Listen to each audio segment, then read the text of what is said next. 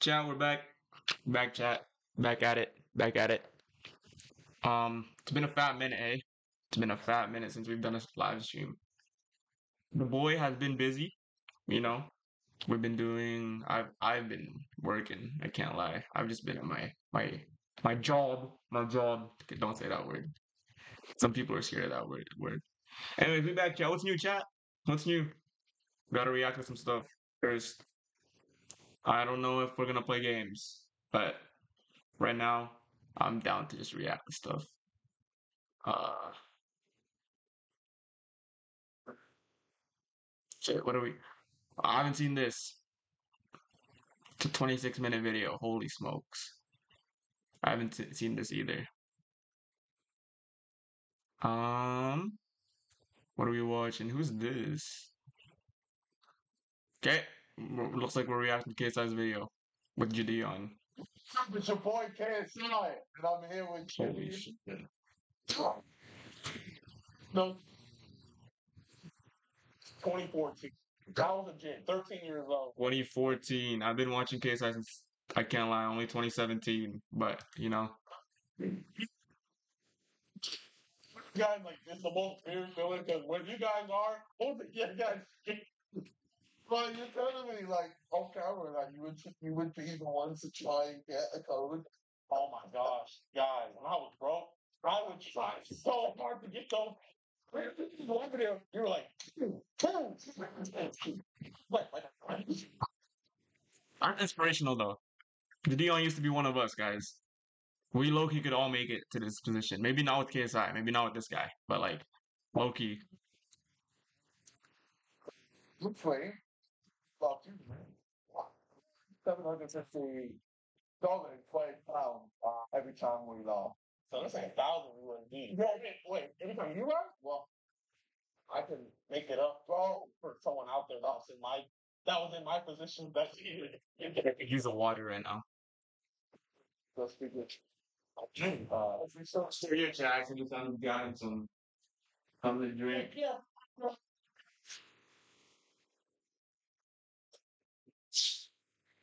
Holy fuck, we don't have water. Yeah.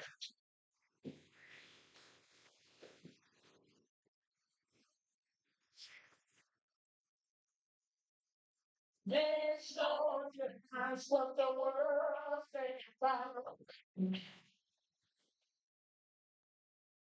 Why he kind of look like a Jadeel? Oh, why he kind of look like Jadeel?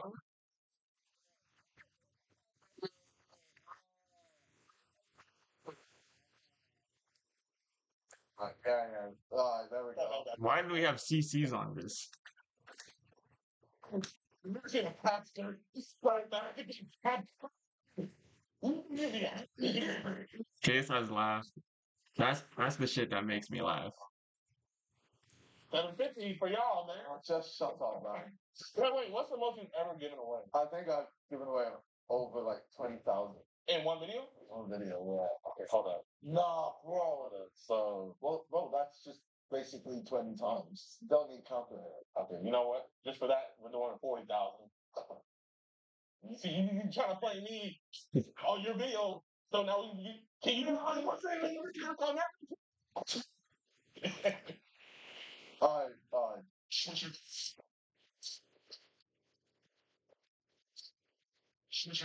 It's not even funny, bro.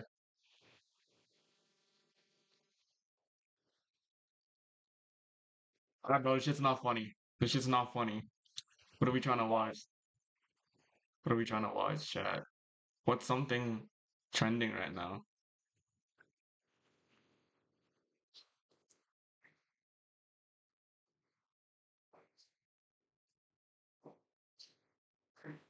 I've seen this shit, yo. This NBA contracts thing. Like, why is De'Aaron Fox getting paid that much?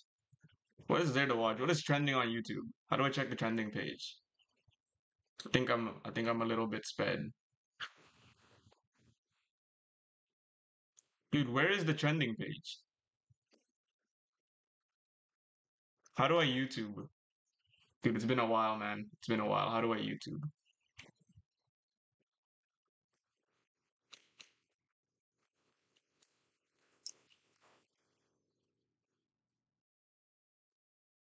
how do I YouTube? How do I YouTube chat? What is videos that we can watch right now, bruh? Let's watch Deji's Omegle video. This was 3 months ago. I haven't seen it. And as a fellow Omegle content creator like myself, we already know. Right? People are good. I like people. People are good. So let's meet people because people are good. I think people are good, chat. I think people are good. I'm not too sure. Some pum and some nyash. Which ain't? Loki, that's the only reason why I go on Omegle. That's a joke. What? I'm fake, did you say? They boom. I'm trying to get Nash. They mom that extension. Hello. I take feed to you then. How do I tell you the phone? Well, ask me a question. He's your brother. He's your brother. KSI. Sorry. Don't actually. Well, that's the question you asked. No. Who's your? Is that Deji phone case? Oh, I thought that was Deji on his phone case. What? Alright. If you make me laugh, I'll send you money. Lock in. Lock in.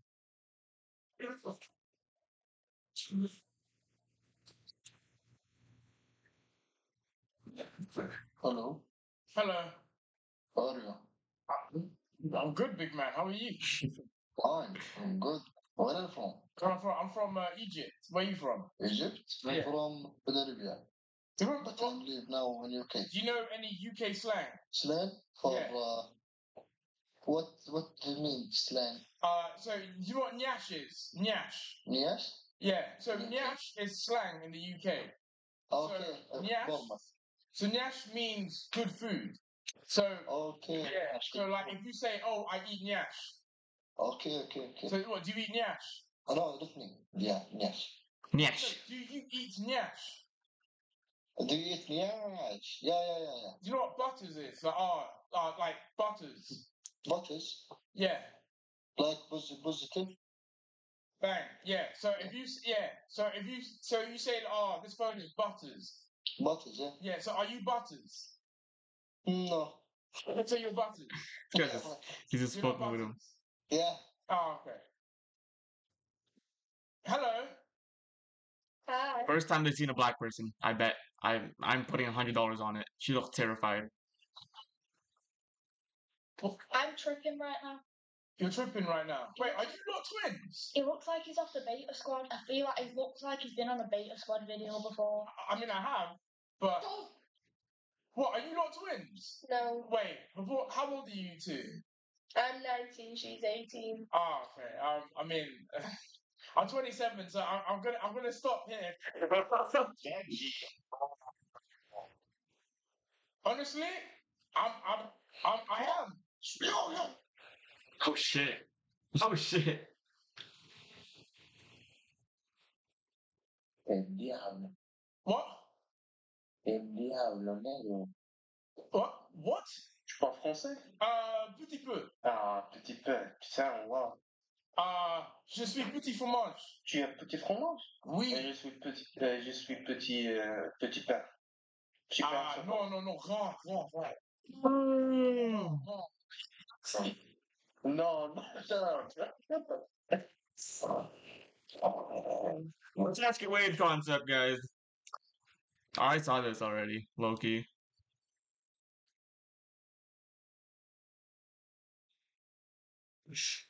Yeah, let's talk about this, bruh. Manny Pacquiao fight.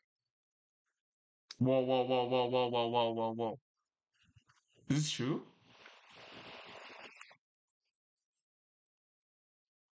No, bro. He didn't even beat. Okay, he beat Barrios, but like barely. So, quick question for you guys. Can I go full conspiracy theory? I have a hold of a room that's a little juiced. All right. One that I didn't even get from the esteemed Ring magazine. One that I didn't call any sources. I didn't call Mike Coppinger. I didn't call anybody in the know-how or in the know-of. I was simply going about my day here in beautiful Orange County, California. And I heard through the grapevine, through a couple of people that if I named them on camera, you wouldn't even know. But that oddly makes me think this is even more credible. That not only are the rumors of Manny Pacquiao fighting again true, Bro, he needs to stop. He needs to hang it up. How old is How old is Tito Manny? Tito Manny's 46, bro. He's about to turn 47. This guy needs to hang it up. No more.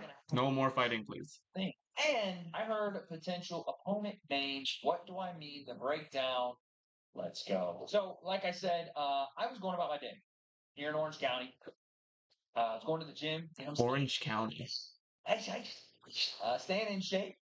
In case your boy has another fight soon, potentially. We don't know. I'm just saying, stay ready so you got to get ready. Doing that, I was Stay ready so you don't gotta get ready. I fuck with that. food. I was getting ready, by the way, as you guys see this video, to go to SummerSlam. I want to You're doing big things now, Wade. Tracy at MetLife Stadium for SummerSlam, day 1 and 2. But I'm just going about my normal daily life. Again, if I told you the two individuals that I'm about to bring up and their names and everything they do, it wouldn't really make a difference. But let's just say they have a close connection. Hey, who's giving the hearts? I fuck with that. At least one close enough to have the information that they had on hand. And they said they'd spoken to people, maybe even the man himself directly, and that he or they said, rumor, allegedly, Manny Pacquiao is going to be back in October. And there's. I hope not. This guy needs to hang it up for real. That Mario Barrios fight, if Pacquiao was like 37, he would have killed him in that ring. But it was just so sad to watch. Because, like, Pacquiao did dominate him. I can't lie. Pacquiao dominated him. And they still made it a draw. Potentially that are right there for Manny Pacquiao, two of which you guys have probably already heard about. Now, I don't know if these are set in stone, if this is talks, if this is something that's just been thrown out there by people that I got swindled by, but this sounded credible to me. And I'm, again, not bringing you this as any official source, not bringing you this as any official news, just a complete rumor. And you probably heard from actual credible people in boxing, which, again, kind of tied my story together here. They said it could be either Rolly Romero. God. No. Rolly's gonna kill him. It's just 54 vacated his belt. Guess who was the regular welterweight champion of the world when he did that? That is Rolando Romero. He is now the official 147-pound WBA champ. And Manny Pacquiao just fought for the WBC welterweight against Mario Barrios. It's probably only going to take big fights. Rolly is there as a champion and one that Manny probably thinks he can beat because of his performance against Mario Barrios. Hold on to that thought. Second opponent choice, one that I was like, ooh, maybe we don't do that. It was Gervonta Tank. Oh, no, we don't do that. We don't take on. No, we don't take on Tank. We don't take on Tank Manny. At this age, shit, Prime Tank versus Prime Manny. Loki Prime Manny's killing him, but like right now, hell no. This video is also to talk about the Tank Davis situation. One, he's dealing with a domestic violence allegation. That's what we know right now. And it's not the first one that he's had. And we've heard Tank Davis talk about how he's not in love with boxing anymore, that he doesn't even want to box anymore, that he's done with the sport, he wants to retire, or he's thinking about retiring. So That's what's going on there. But again, you think about it, Tank Davis was supposed to have, if he beats Lamont Roach just a couple of months ago, was supposed to fight Jake Paul this summer. That was apparently all done. Why did he pick this picture of him? Why is this the picture that they chose? All Tank had to do was beat Lamont Roach. And here we go. Jake and Tank Davis, a circus fight of all circus fights. You think Jake versus Anthony Joshua is a crazy fight? That looks more likely than not that it's actually going to happen. If you thought that was a circus fight, Jake and Tank Davis was going to be even more of a circus fight. That one's not happening because Tank didn't beat Lamont Roach. Now, Tank beat Lamont Roach? Am I tripping? Was that a draw? I swear I saw somewhere that he beat him. I don't keep up with boxing like that anymore, but like I swear I saw. Was that a draw? Oh, that was a draw. Okay. Interesting. Interesting. Very interesting. How old is he now? 30? He's trying to retire. Sheesh. Supposed to fight sometime in the middle of August. We don't even know if that's going down because Tank just got arrested. Then he got released from jail, but now he's got a court hearing, and we don't know when that's going to happen because they just pushed that back. It's all fucking chaos. August is not looking likely.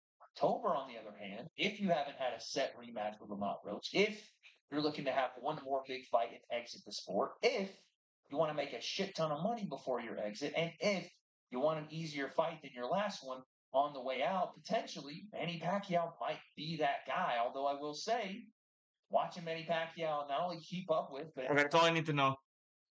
Manny trying to fight Raleigh or Tank. Please don't do either of them. I beg. Aiden Ross versus the baddies on. Yeah, bro. Let's cook. Yeah, this is insane. 229 mil for 4 seasons. Dude, I saw this. This is terrible, yo. I saw this shit, yo.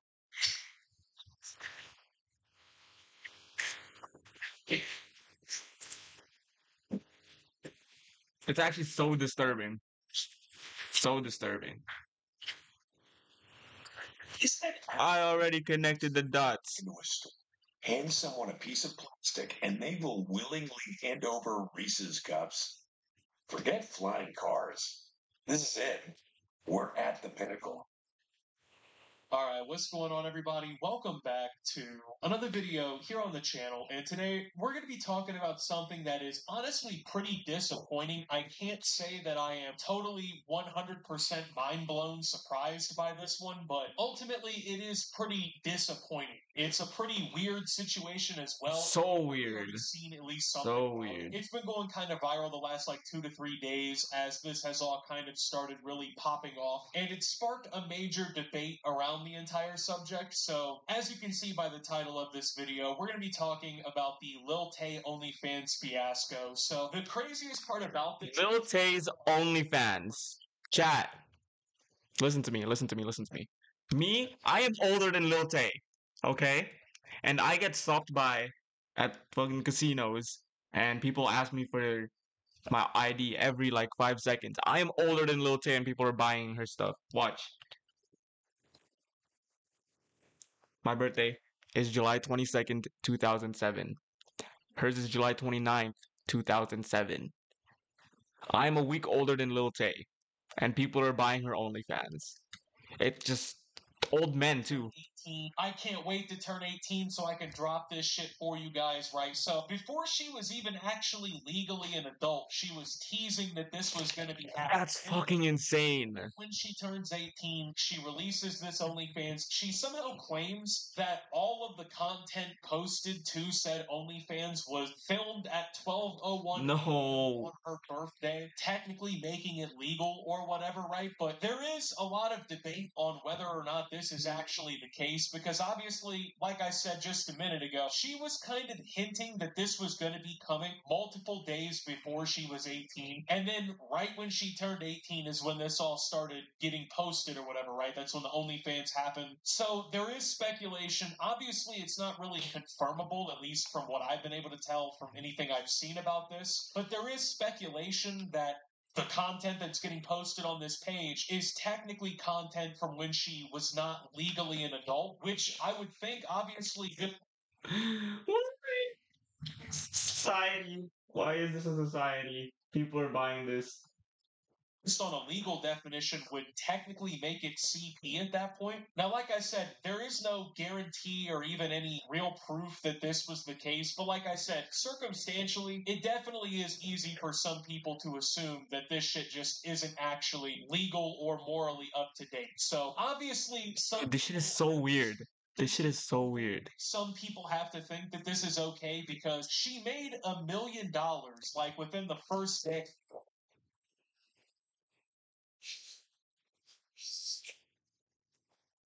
of launching this page. So she posted a tweet the other day with like the earnings or whatever, the dashboard that shows the total. Not bad for 3 hours. We broke the fuck out of that OnlyFans record, and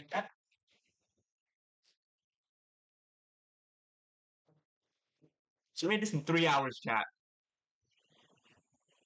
3 hours. $1 million and 24,298 tips. Tips are 26,000. You know how much tips I get on my daily job where I spend 8 hours and I work hard? A good day for me is $5 tip.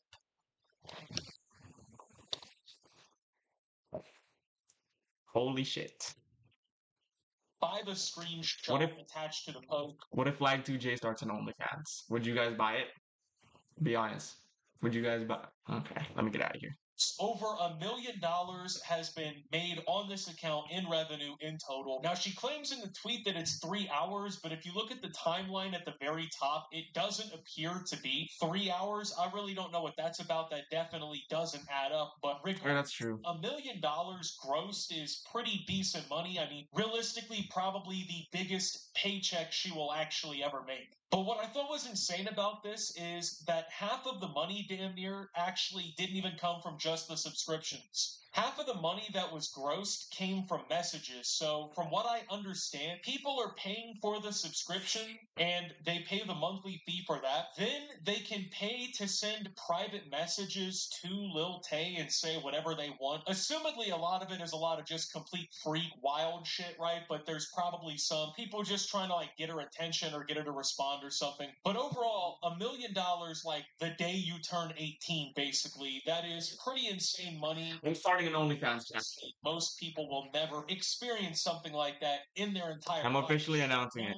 People are very obviously disgusted by this entire situation. Honestly, myself, I Hold feel on. pretty weird about it too. For me, it's just like I said, the fact that whenever I think about Lil Tay, and up until literally a couple of days ago, the entire thing is just like a child brand, right? It's about a kid, and Lil Tay, at least from what most people remember her from, is her being the annoying little kid. And then for like the moment she's legal or whatever to do something like this, to launch this kind of shit and then to just be immediately going this route, it's just nasty, man. And a lot of people are actually shitting on her for this and saying like, oh, you know, this is disgusting, this is degenerate, which I would agree with, right? This definitely isn't a great thing. But I think that there's also more people to blame in this entire thing than just Lil Tay herself. Now, obviously, she's the one doing this and like kind of carrying it all out, but there are other people in this that I think are just also complicit in the entire scheme. Now, obviously, the people buying this content. Now, I don't think people actually point the finger at these people enough in terms of like the argument around like, you know, OnlyFans and buying this shit. It is just, in my opinion, personally, it's embarrassing and weird to be doing some shit like that. Probably why people don't proudly announce that they're buying it, but it's just like a very weird. Who's gonna go and be like, hey, I bought Lil Tay's OnlyFans, and I'm about to Stupid to me to spend money on, especially when if you think about it, like if you really think about it, like those people who like spend money on celebs OnlyFans, not only Lil Tay's, that's a whole different level of weirdness. But like, how do you explain to someone that you bought someone's OnlyFans? How do you be like, mom, dad? No, you probably wouldn't tell your mom or parents. How do you tell your friends, hey, I bought Karina Koff's OnlyFans? That's just weird. Like, I just can't imagine how I would tell people that I did that. If I did that, I don't do that shit, guys. Relax. But like, what's worse is the Lil Tay shit. Like, she just turned 18, right? She's an '07. I'm older than Lil Tay, and she just goes like, no, and then people just go like, I just bought Lil Tay's OnlyFans at 12 at midnight. It's fucking insane.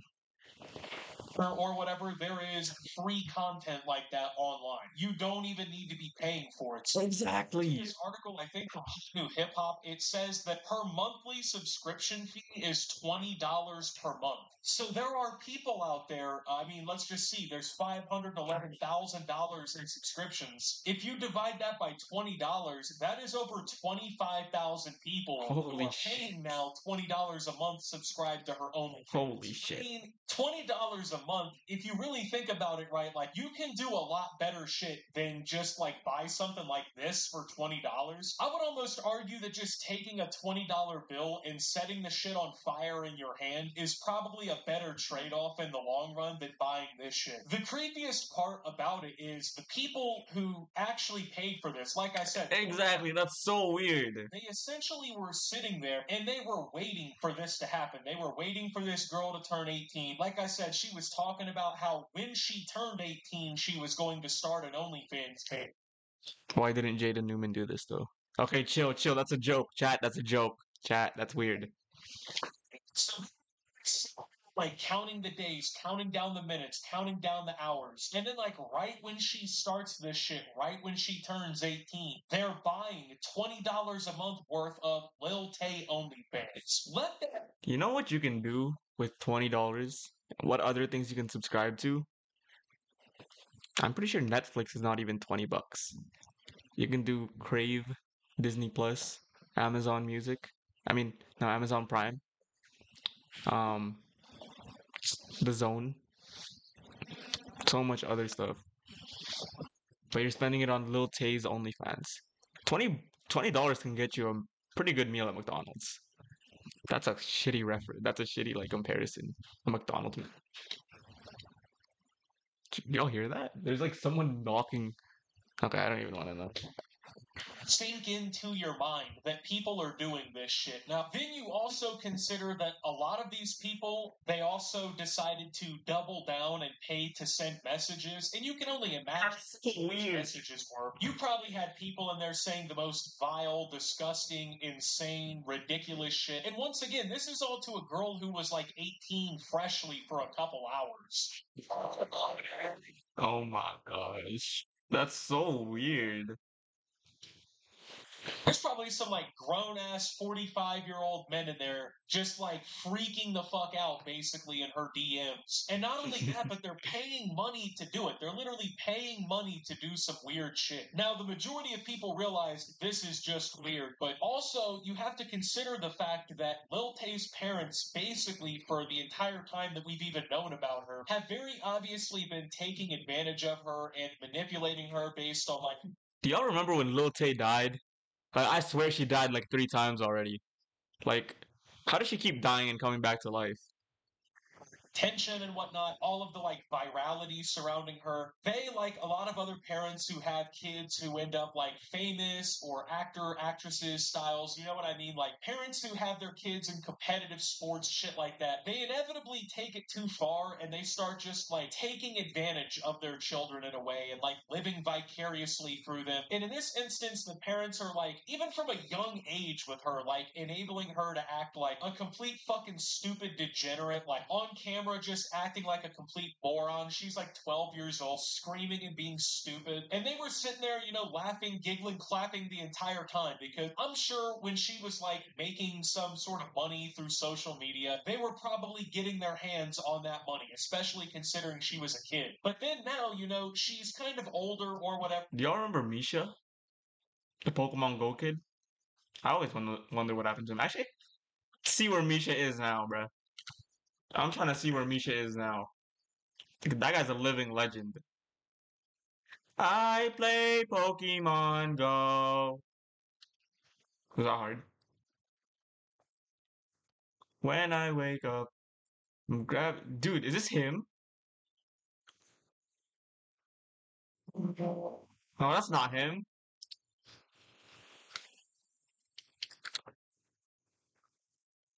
Is he still alive? Is he also dead? Mishavi Selenosti.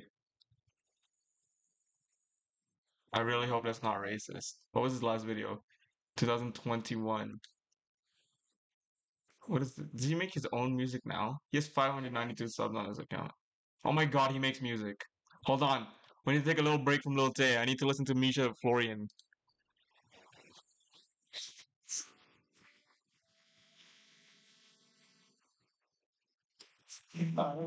Going out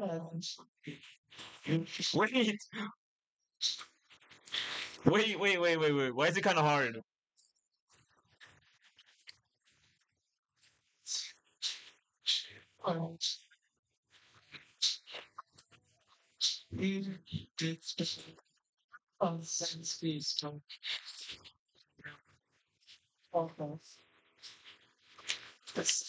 Okay, obviously, he's not as famous as his Pokemon Go days, but like, that's not bad. I'm not saying it's a good song, but I'm saying that's not bad. Okay, good on him. I don't know, I get my music. That's I'm glad he can take it as a joke. Why doesn't he just post it on his main account? He'll have way more subs there. Dude, I remember this dude. Alright. Lil Tay.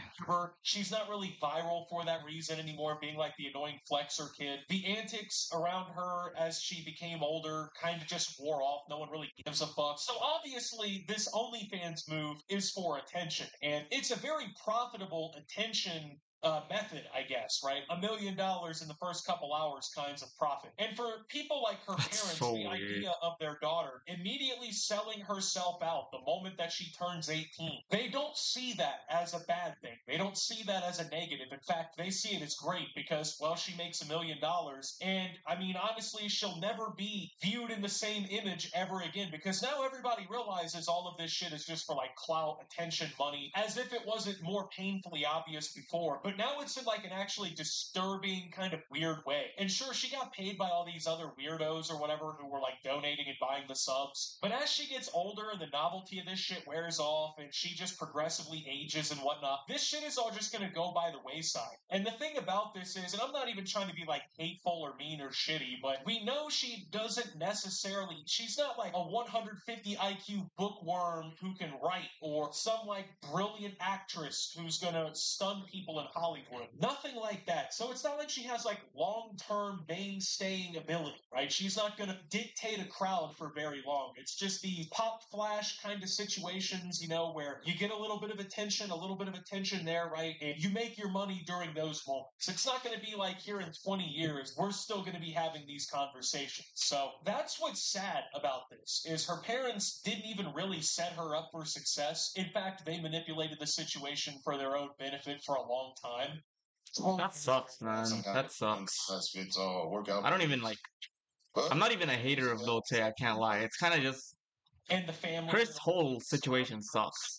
She doesn't even really know any better because from her own formulative years, she's just been getting put into the spotlight dealing with this shit. And it's not really to like take blame away from her because ultimately she is responsible. She is an adult. She's going through with all this. I guess. She thinks it's awesome. And I'm actually going to talk more about how she's promoting this and the weirdness around that here in a minute. But the fact of the matter is, regarding all of this, there's a lot more people than just her to blame. It's the people who are buying into this degeneracy in the first place, who are sitting there waiting for a freshly 18-year-old girl to start an OnlyFans and ruin any other path in her life that she could have taken outside of this. Because now she's always going to just be known for this. And this is the route that it goes, and people hate to admit this, but now she's just always going to be known as like the annoying cloud attention-y OnlyFans girl. There is nothing after this in terms of like rebirthing and building an audience or anything. You never know. You never know.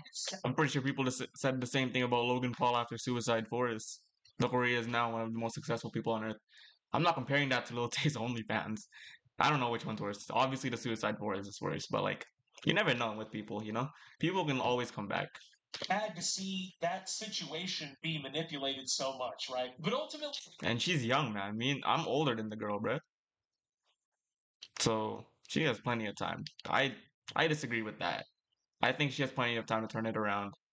A real problem, I think, surrounding this entire concept in general is I think it's actually sad we as a society have normalized shit like this so much that this is like even a real concept that we have going on, right? Now, I've historically been pretty supportive of like OnlyFans girls or whatever making all this money. I've made a lot of videos talking about these subjects and like discussing the viral news stories or whatever surrounding it. And I've usually stood up for them and been like, you know what, they're making their bag, they're making their money or whatever. But usually it's like a 25, 30-year-old woman or something like that, right? Like an actually older woman who's doing that, making that decision for herself. I will not ever condone a freshly 18-year-old girl immediately turning to something like this because it's almost like you didn't even try to actually do anything else, right? You didn't even actually try to go to school to learn something or try your own hand at a different career path. You just immediately went for this, to literally selling and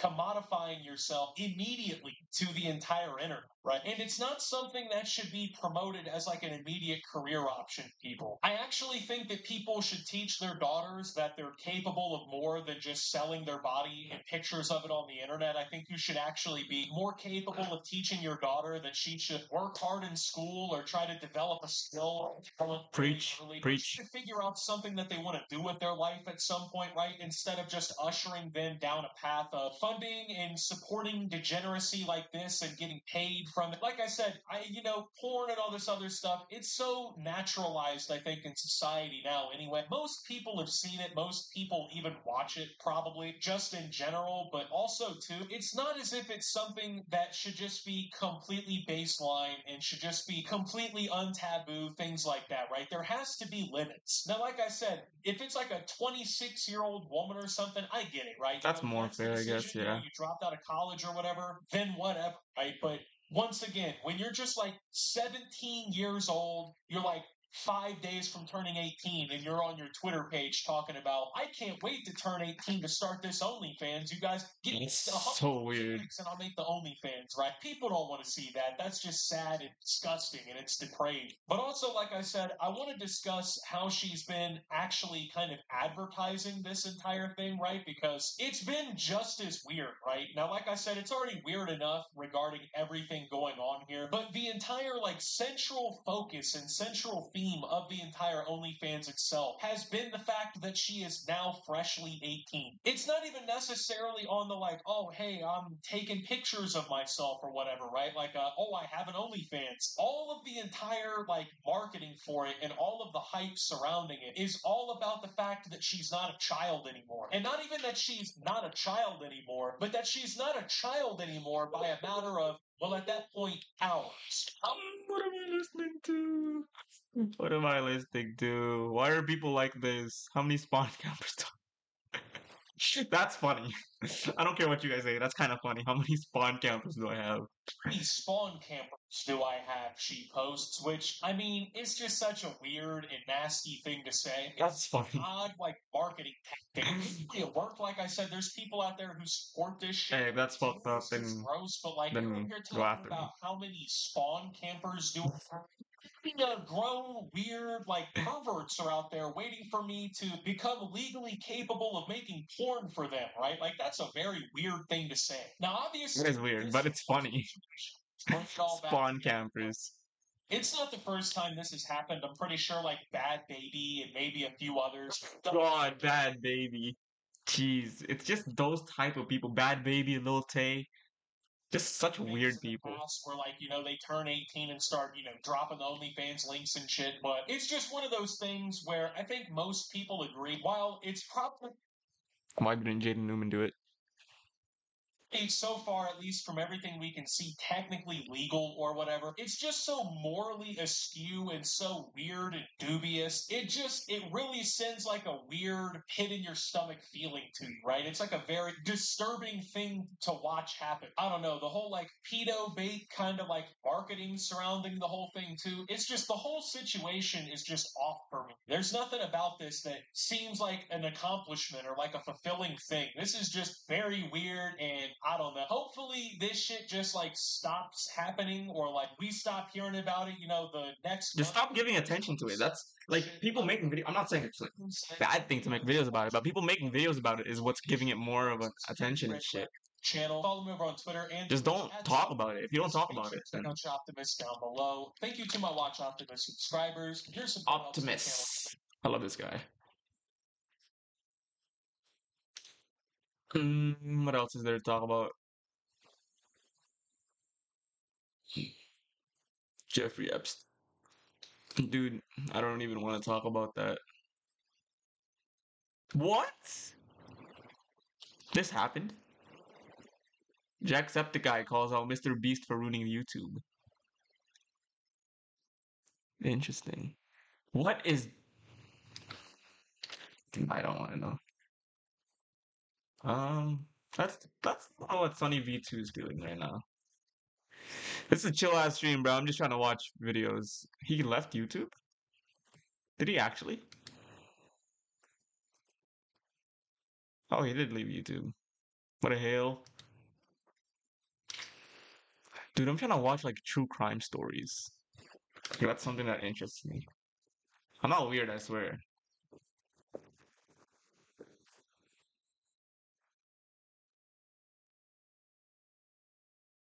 I guess we'll go to Ray William Johnson for now, because he's like the only YouTuber I know that um does stuff like that. Is that Jeffrey Dahmer? Who is that? Kid, he's 12. He's hanging out with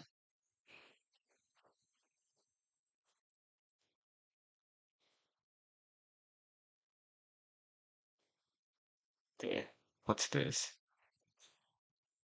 Communication is so important because it involves connection. How you make that connection really matters with who you're. So this MMA fighter is now in prison for life. Damn. The guy, he calls himself War Machine. And War Machine's around 25 years old when this story starts. And like I said, he's an MMA fighter. And one day in 2007, he gets his big break when he's cast on season 6 of The Ultimate Fighter, which is like a competition reality TV show for MMA fighters who are trying to fight in the UFC. And while he's on the show, I guess War Machine kind of gets a reputation for being a little bit mentally unstable. And so anyway, eventually the season of the show ends and he gets a contract with the UFC. Sheesh. But unfortunately for him, his contract with the UFC is terminated after only one fight. And while War Machine Why? isn't going to give up, unfortunately his reputation for being mentally unstable turns out to be true. And as the years go by, his behavior gets worse and worse. And he starts taking steroids and taking stimulants, and it's making him roid rage. He gets arrested for domestic violence. He gets Not bad. arrested multiple times for bar fights. Here's one of his mug shots. And while he's in and out of jail, he continues to have moderate success as an MMA fighter. His record is actually 14 wins and 5 losses. Not bad. I mean, that's Journeyman. what I could do. But this moderate success isn't quite enough. He's just not making enough money anymore, and he really needs to pay his bills. So in 2009, he's around 28 years old at this point, he starts making adult content.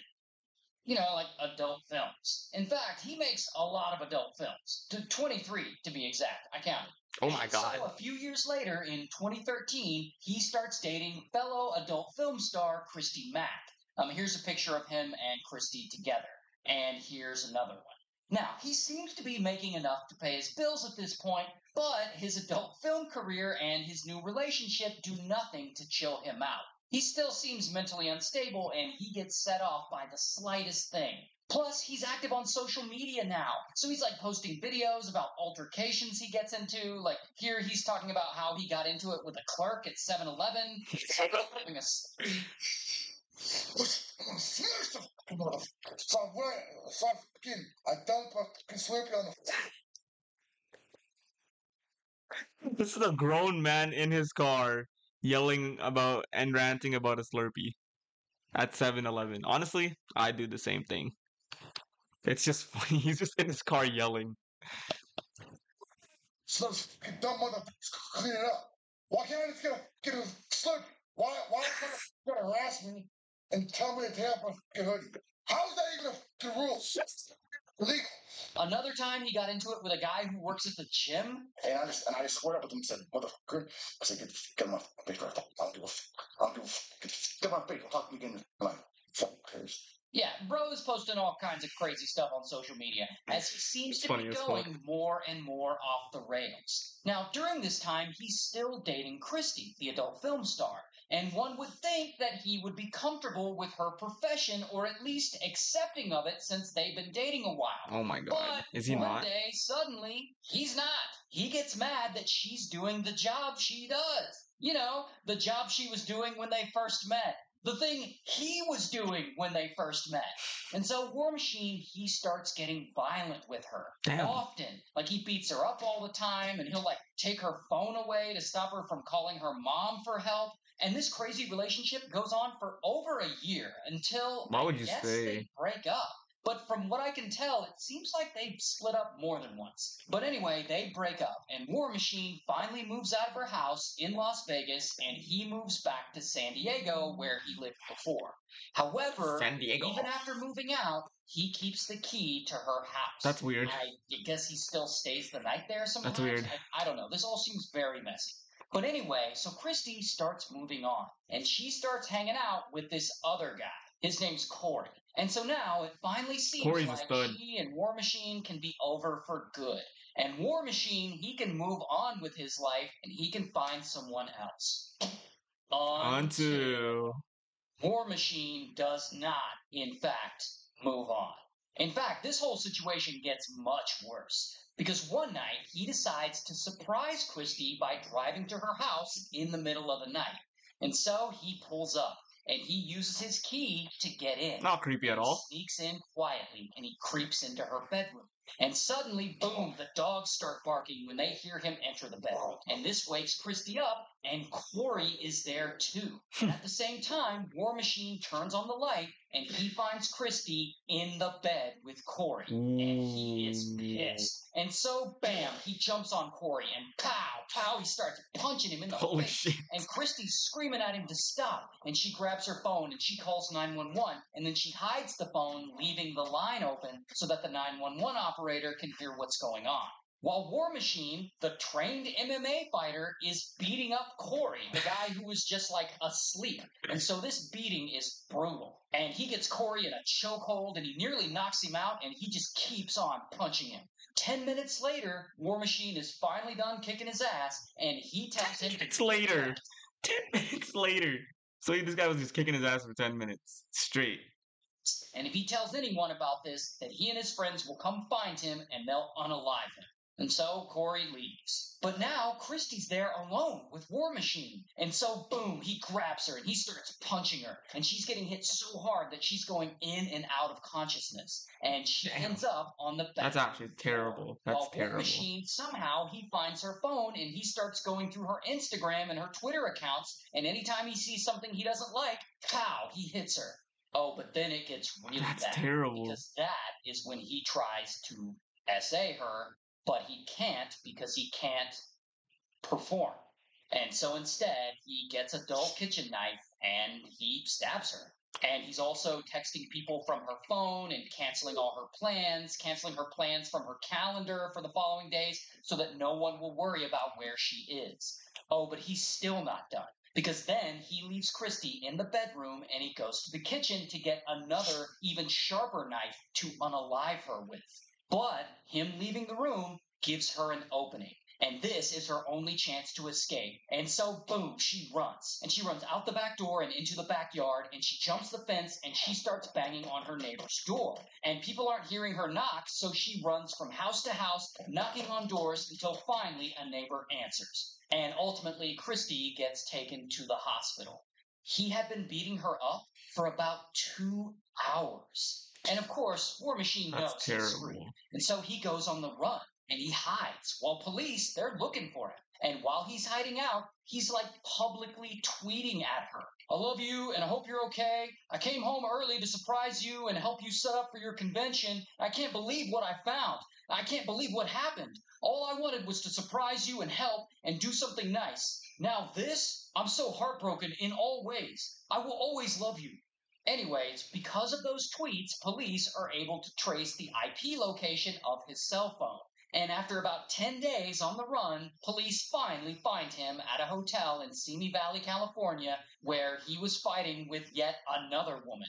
And so, bam, they arrest him. Here's his mugshot.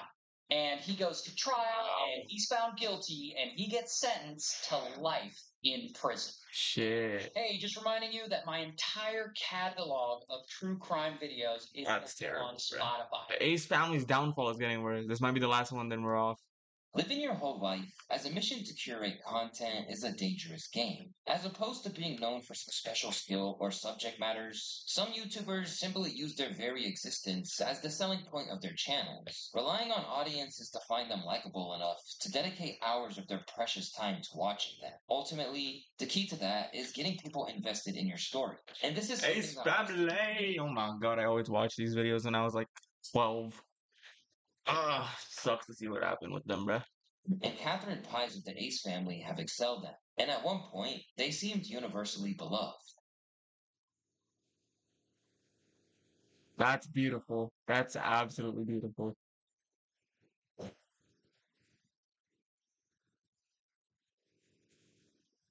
I fuck with that. These days, that image of domestic bliss that they built with their kids have turned sour, which was buried under an avalanche of bad publicity, weird misconduct, and allegations of infidelity that has left their idyllic image in tatters. It's your boy Luis, and this is the fall of the Ace family. If you're not familiar, this story begins in 2016 when the former lower league basketball player Austin McBroom met fitness model Catherine Pies. Immediately, the two hit it off, with Austin suggesting that it was love at first sight. She's worth it. She's worth it. Yeah. You knew right away? I knew At dinner? not even at the dinner. I knew as soon as I met her. Where did you guys meet? Sheesh. Met at a It was a handshake, and that was pretty much it. and that's how I knew though. Hey, she wants to make that very clear. Right, exactly. Even if today, these claims are being looked at in a whole new light as allegations continue to spill out. Crazy. The moment I met Catherine, she was the one instantly, right? Yeah. A lot of you guys can say you met the one, but really haven't met the one. I was like, yo, this girl, she ain't going nowhere. It's my rock right there. Eventually, the two embarked on a life together, launching a YouTube channel which charted the lives of their growing family. Along the way, they documented essentially every meaningful moment possible, including the childhoods of their kids, Elle, Elena, and latest arrival, Steele. Steel. The moment We where love they proposed Steel. to her was leveraged for content, becoming their biggest YouTube video ever with 41 million views.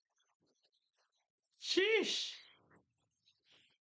Since I met you, I've been wanting to do this. The day I met you, you're gonna make me cry. Will you marry me? Along the way, they racked up almost 20 million subscribers, made roughly 5 million per year from their videos, and seemed to have everything figured out. And for a long time, Austin seemed to think that the only way was up. No words can express how I'm feeling. In a world where love is lost, the Ace family is the new definition of true love. People think the Ace family is just a family of 4, when it's really a family of millions.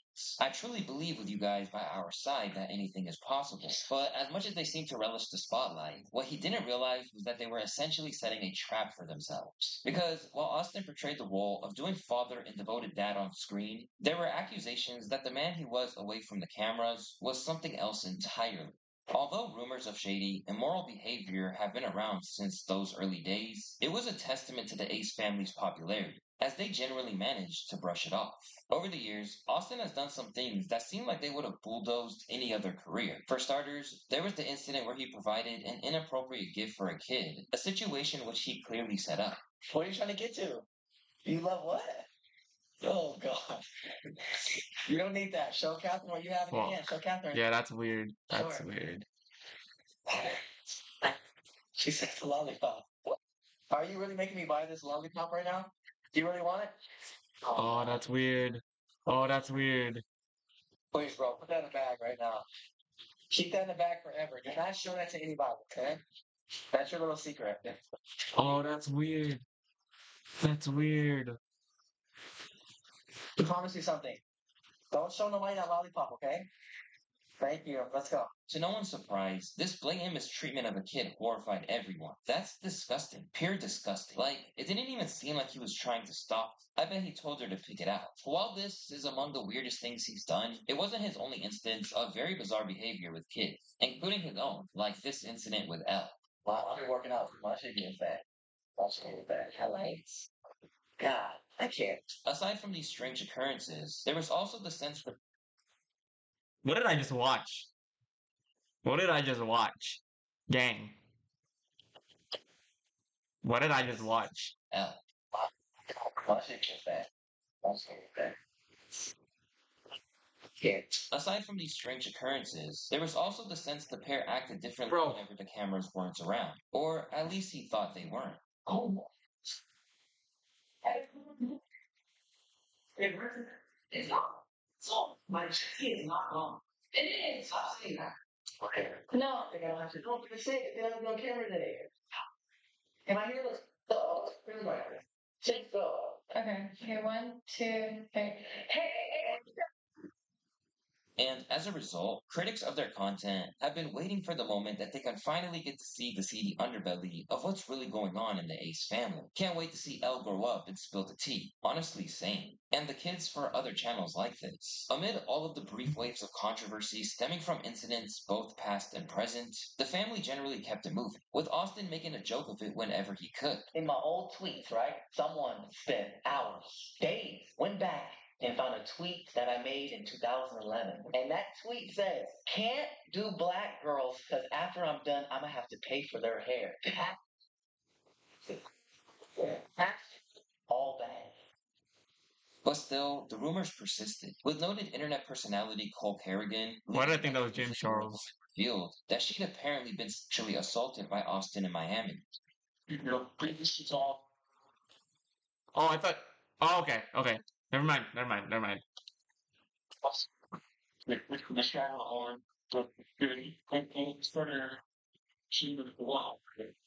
It's top secret clear.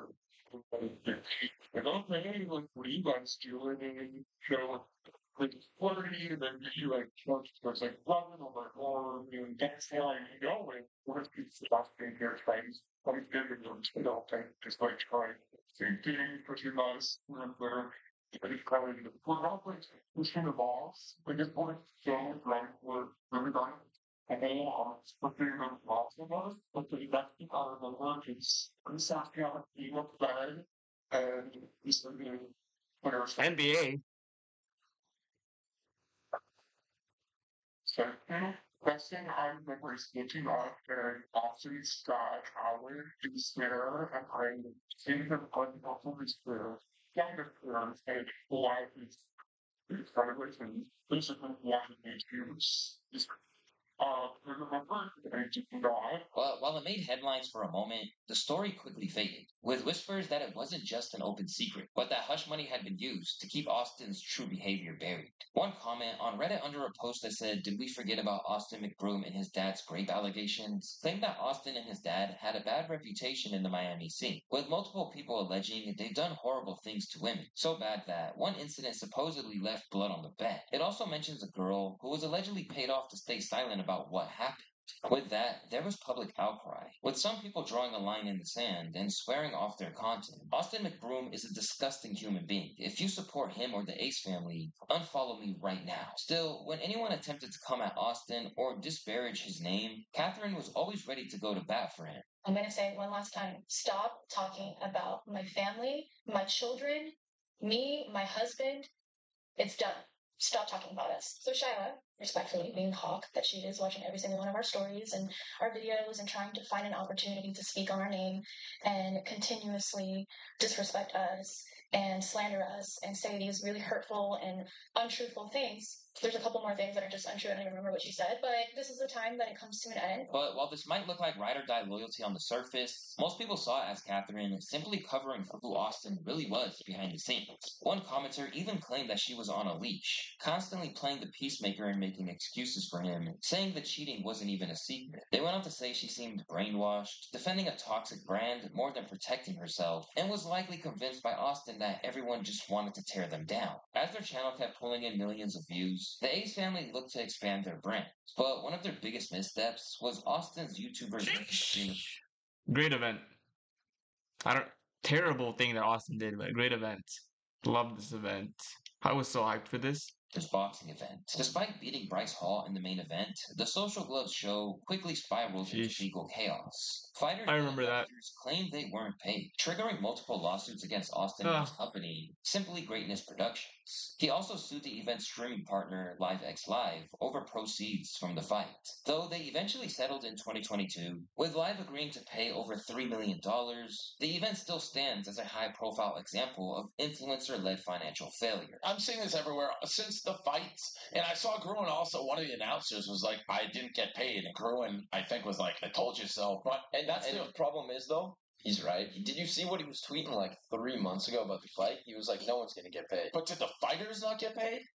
Nope. Nobody got paid. Fighters didn't get paid. Artists didn't get paid. Shit. No one got paid, I'm pretty sure. So Bryce Hall didn't get any money. From what I know, and I haven't got to actually talk to Bryce, I guess, yet, but since after the fight has happened, All the reports have said that no one's gotten paid. Meanwhile, Catherine had her own drama. Getting sued by TBL Cosmetics for allegedly staging a takeover. She was originally brought on as the face of their new premium skincare line, but according to the lawsuit, she teamed up with family and friends in a behind-the-scenes move to snatch control of the brand's management. As this all went bad and their reputation continued to skid, things began to really hit the fan for them financially, and in 2021, they defaulted on their home. Oh After yeah, I being remember given a this. This 90-day is the start of the window to repay downfall, bro. $8.7 million to a lender, the LA house was Ah, repossessed and was later sold at auction. At the end of July 2019, the McBrooms took out a hard money loan of $8.85 million from Five Arch Funding Corp and another $1 million loan from TMK Development LLC, who I'm assuming is also a hard money lender. A few days ago, a channel named Static John went to the auction for the Ace family house and showed that no one was interested in buying, and then they would sell it here at an auction like this. Usually the opening bid for the house will be exactly what's owed on the house, so whatever the balance is of your loan will be the opening bid. Today, they set an opening bid for the Ace family house of a little over $9 million. No one here bought the house, or no one here wanted to buy the house. No one wants to buy the house because they would have to buy it in cash. It's incredibly terrible. overpriced, and no renovations are needed. And because the McBrooms will probably still show up a few times a week to film their videos, I hope you don't mind them filming in your driveway. And as all this was going on, rumors started going around that he had a whole other property where he led another life. He's a family channel YouTuber with his wife, and apparently he has a whole separate house to hook up with different girls every weekend and forces them to sign NDAs. Super weird because I see clips of him on TikTok and he seems to be obsessed with his wife. So weird. Drama persists with accusations of scamming picking back up when he handpicked the winner of a Tesla giveaway when it was supposed to be at random. So I am getting a new car. As you guys know on Snapchat, those who follow us on Snapchat, we're very active on there. I was showing you guys the other day that I was looking at cars. So I was thinking about it because I am getting a new car, and because this car is still in such a great condition, it looks great, it works great. I was thinking about just giving it one to one of you guys. Hey guys, it's her favorite car, so it's like a big deal. As it turns out, the whole thing was an attempt to drive traffic to their newly launched Kick channel. And then we pick at random, but this time around, since we did just download this new app and we're planning on starting to stream, we're really excited to start streaming. Please, family, all you have to do to have a chance to win Catherine's Tesla is download the Kick app right now and follow us at the Ace Family. We're going to start streaming. And as the competition continued, they basically admitted it was never really randomized. When it came to picking our Tesla winner, it ended up being actually easier than we thought. The reason I say that is because we literally had like two other guys along with us looking for somebody who was really a part of the Ace family. So it's not random. These giveaways, sometimes like we get really frustrated because we don't really know if, the person is like a part of the Ace family. We don't know if someone just comes on, don't really know us and has seen us for the first time and is watching the stream, right? But in this particular person, our team actually did like their homework and research on this person. This person was one of the very first people to ever buy Ace Family merch. As was the case with every controversy, this simply led people to wonder what was really transpiring behind the on-screen smiles. There is something seriously wrong with the way this family moves about their lives. And ultimately, this con was all for nothing, as their views kept plummeting on YouTube. It just sucks to see, man, because it's like my childhood, These are the people I watched growing up. Subscribers migrating to the Kick channel that they then basically abandoned when it was clear it wasn't the new lease of life they hoped for. With both their personal and professional lives in shambles, the pressure on their relationship reached a breaking point. And before long, everything they'd worked so hard to keep behind closed doors came crashing into the spotlight.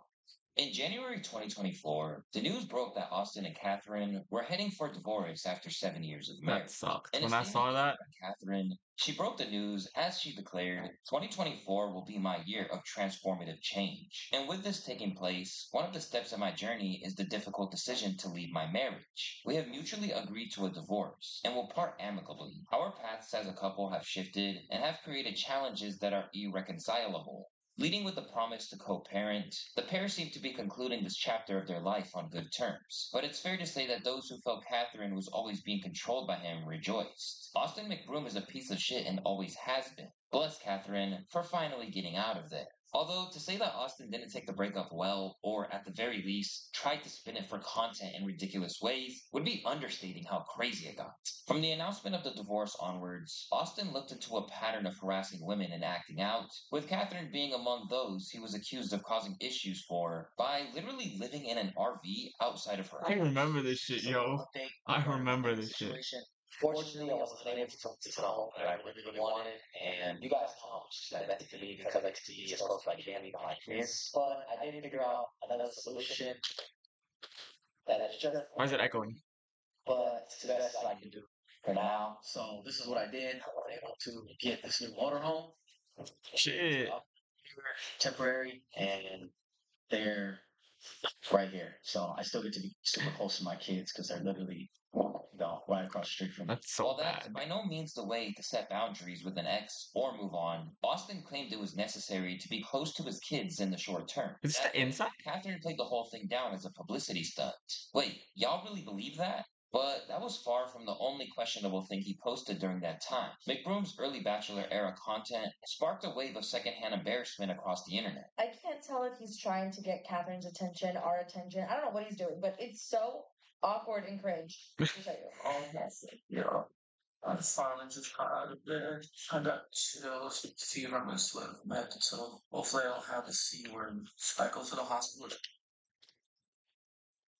Chat, chat. If you're a girl and you're married to a man, and then you guys divorce, and he posts stuff like this on the internet, what are you guys doing? How are you guys feeling? Are you? What is your guys' reaction? It's like making sure. Try to get off the track too. Try to take a cold shower. Don't mind this. Don't laugh at me. It's this auntie thing, but very. For some reason, it's making me feel better. Bro.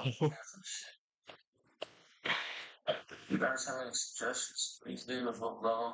I'm trying to get in the shower. Does Austin McBroom not get secondhand embarrassment watching his own Snapchat stories back? But ultimately, people were divided on whether he was truly crazy or if he had ulterior motives. You can drink lemonade.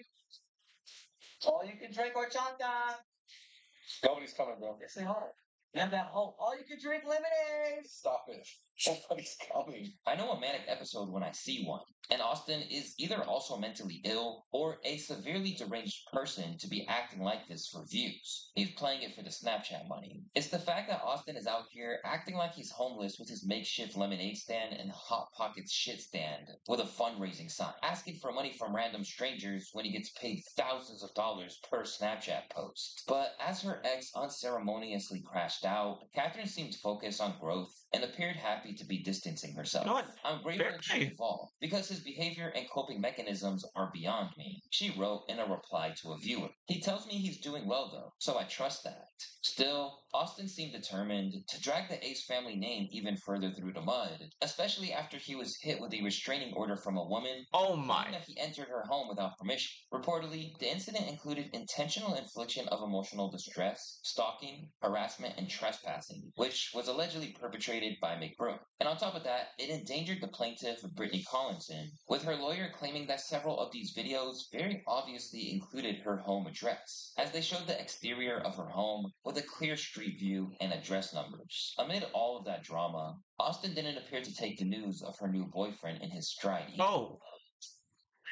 One thing I will say is that you guys think that I find out the news when you guys find out the news. That's false. The truth is, I've actually met him. Not once.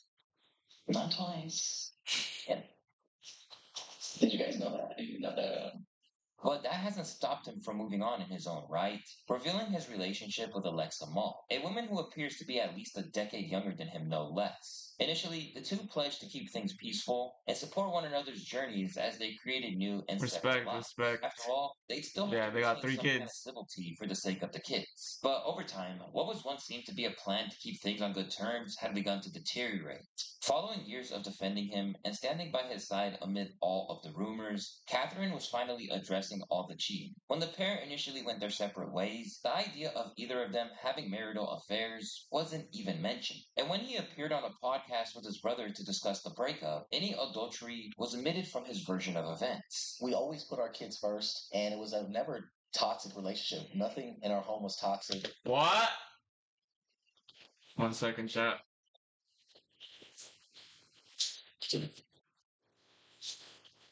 What? Later. Downstairs. Later. Alright, chat.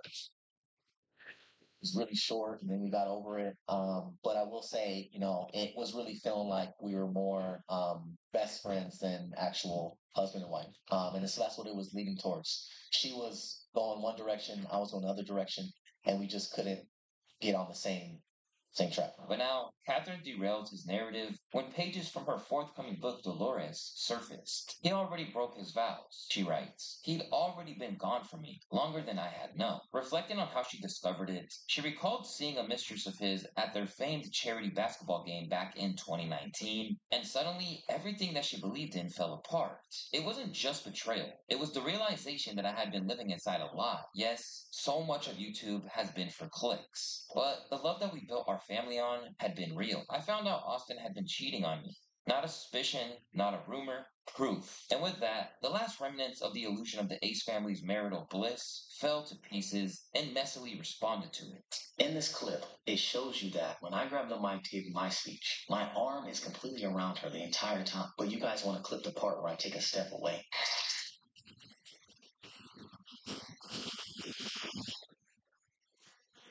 Like we always say, still be no fault out there, we truly mean that. My arm is completely around her the whole time I'm talking, but she says that she feels unseen. Then, over the mic and I stepped away for a second and kept her and wipe the sweat from her face. And I'm still right there next to her. It's very unfortunate and sad because now she turned one of our biggest moments as a family and as a brand into a mockery. But this was part of a much broader video from which he broached the rumors about his infidelity head on. And from the outset, Austin suggested he was hurt by the book. Catherine and I have the best co-parenting situation that any parent can ever ask for. We actually have a better relationship now. Why me and Austin kind of got the same hair going on right now? Hold on. Hold on. Except his doesn't have the headband. His is just fucking weird. I don't know. He's bald here and then over here it's good. But whatever. We are married. I'll look at Catherine as best friend. Someone that I talk to every day, not just about kids, but about life. Not once did she ever come to me and talk to me about this book. Yes, I was aware she was writing this book.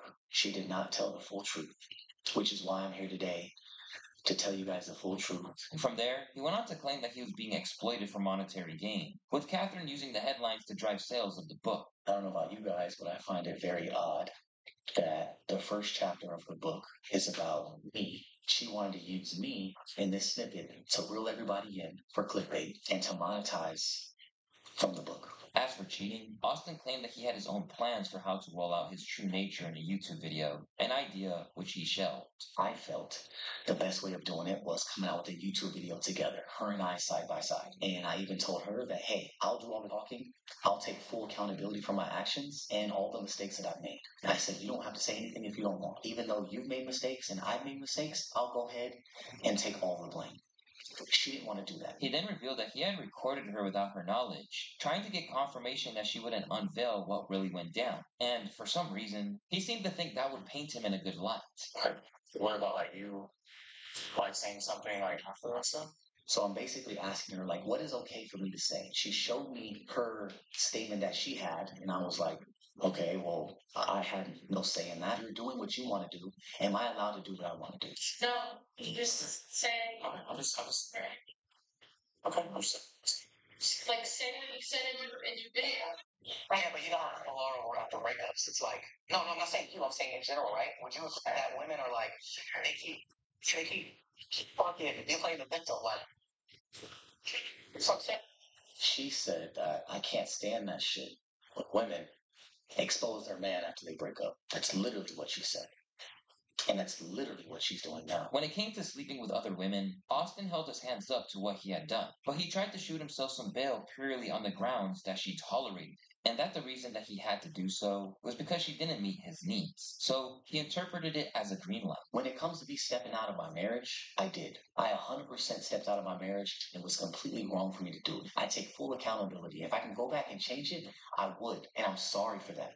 But when it comes to her acting like she had no idea what was going on, I don't know about that one. That's a complete lie. Catherine knew what I was dealing with for a very long time. I would come to her and I would voice how I feel about how I felt like I was getting no affection from her. There was a year period where we had no sex, and I would vent to her telling her what I needed.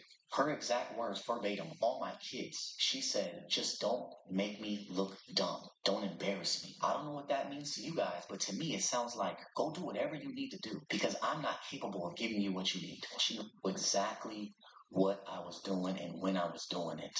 So much to where she stayed with me another 5-6 years after that. And she continued to film every YouTube video with me. Now I don't know, guys. Defending me, defending my name when people would ask her about me stepping out. And once again, he sought to use receipts, using her supportive words against her to suggest that she clearly wasn't as hurt as she made out.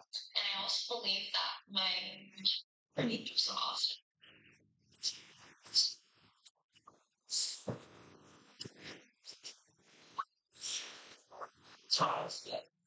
Even if it feels like to do with dominoes in my life. That's why I was brought to Austin, and that's why we got us each other. And I really feel like someone that is destroyed would never say that. While this makes it seem like she ultimately put up a facade for the good of their family and the business that was so intertwined with it, he did have accusations of his own to level at his former wife. Namely, he dragged her ayahuasca use, a psychedelic substance which is known to provide life-altering experiences. But in his version of events, it was a path to lunacy for her. I wanted to support her as much as I could, and so I let her seek that journey. What are thoughts on this, chat? Who's in the right, who's in the wrong? There's really no right and wrong. There's always two stories to everything. The next But moment, she felt like she was a healer. The next moment, she turned me into a mermaid. Or I could be bigger. I was supportive as I could. She even went as far as telling me that she was the reincarnated Virgin Mary, and that she know that is true. I don't know what to say about that. longer wanted to have sex with, and she didn't want to use her body in that way.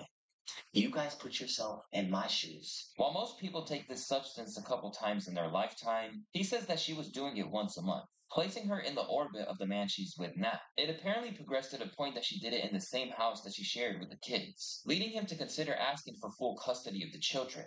Good friends of hers came to me, and Catherine forced them to do it, just like she forced me many of times, but I turned it down because I didn't believe in it. She forced her friends to do it. And they came to me very concerned because they didn't have a good experience. And they said, Austin, I'm very concerned, not only for Catherine, but for your kids, because this is where they sometimes sleep. And she had random people that come in and out of her house that she doesn't know that are all participating in this illegal together, that are all hallucinating and having all different types of experiences, that this is not a safe environment. Shockingly, he even suggested children were able to do ayahuasca in her house. Here is a photo of all of them in Catherine's house experiencing the ayahuasca journey that they had together. And this boy right here is only 12 years old doing ayahuasca. Mind you, no one here is a professional. I don't know if you guys know how dangerous that is, but all it takes is for one bad experience, and it changes all of our lives. Not just Catherine, not just mine, but my kids. Even with all of that said, it's fair to say that Austin is getting little to no support from the wider world. Not the cheater trying to gain sympathy by acting like Catherine was wrong for telling her story. He's such a narcissist. I don't know. I think both of them are shady people. It's not just Austin. I'm not defending Austin at all. Austin's piece of shit. If all of these alleged things are true, he's a piece of shit. But like, if she's doing that too, then that's insane. The allegations, while not exactly seeming completely sane, all the same. I never said that, but I will say that everyone who knows me in my life, like everyone who knows me personally, knows how deeply connected I am to Mother Mary. I even have like necklace, like I always wear around my neck. But I will say, like, I just feel like since we're all one, you know, like we're all connected. She's within all of us, and you can connect to her. Respect. While explaining she stayed for the kids rather than him. Because I was pregnant with 2 children. That's why. With the announcement of the book, the perception of the Ace family as a wholesome, high-functioning unit is gone once and for all. And along with that, all of the financial gain that came with keeping their brand intact. And while all of this has been going on, it appears that Austin is persisting with his sleazy ways. During the Latina House's trip to the new McBroom residence, it was revealed that he literally had NDAs ready to go when people turned up, which doesn't exactly give off a wholesome vibe. Page at the bottom. Who didn't get some? You didn't get yours yet? Oh, no, I What am I looking at right The now? way that the whole thing is playing out paints neither of them in a good light. And while That's what I'm saying. Neither of them are the good guy here. There is no good guy in this story. It's just fucked up, and I feel bad for their kids.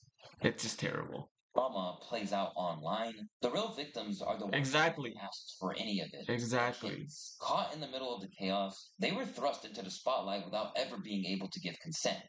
Honestly, if anyone deserves to write a tell-all one day, it's them. Not for clout, but to expose how they were exploited for family vlogs, while the adults around them acted anything but. I cannot fathom the embarrassment alone to see my parents arguing on the internet in public. I wouldn't be able to look at them the same. They need to think about the damn kids that they exposed on the internet. That's what I'm Where do they saying, go man. from It's the here exactly? kids. But one thing that's certain is that the Ace family, as it was once known, is dead. Now, the adults are left to pick up the pieces and try to rekindle a career from its ashes. All the while, those who never necessarily wanted to be a part of it will be the ones who will most likely feel the brunt. And when they're footing the therapy bills for years, it's hard to imagine that they'll think all the clout and fame was worth it in the long run. Dubs. Hey, fucking Jared, bro. You guys know that guy? The Subway dude? I don't know if we're gonna watch that right now. How long have we been streaming for? Hour 20? 25-minute video about Jared. Do we watch that, chat? Okay, let's watch the Jared video. The fucking pedophile from Subway. As a I hope it's gone. Oopsies. Jared from Subway. There was a time where mascots were everything in the fast food industry. McDonald's had Ronald the Clown. Burger King had the King. KFC had Colonel Sanders. These characters and people. Who did Subway have, guys? Subway was one of the companies that wanted to get in on this, and in 1999, they struck gold with Jared Fogle, a man who lost 245 pounds just by eating Subway every single day. It was the absolute perfect marketing campaign. What became one single commercial became a 15-year-long relationship. Subway's profits skyrocketed because of Jared, and he was worth a very humble $15 million. Sheesh. But deep down, Jared was hiding a secret. Jared was the complete opposite of the wholesome person that he made everyone out to be. This is a story of Jared from Subway, a monster in plain sight. So let's cut the bullshit and get right into it. Now, Jared's obesity starts where childhood. All day, every day, Jared would That's a big boy. Alright, that's so mean. Why am I saying that? junk food while sitting his fat ass on the couch Never mind. Never mind. playing video games. It would start to add up, and by middle school, he weighed 250 pounds. He literally was heavier than the teachers. The more he got bullied, the more he ate food to cope with it, and the fatter he got, which made him get even more bullied. It was a non-stop cycle. Jared was the chubby, nerdy kid who sat by himself at lunch. Sitting next to him was social suicide. Jared continued this life into college when he weighed a hefty 425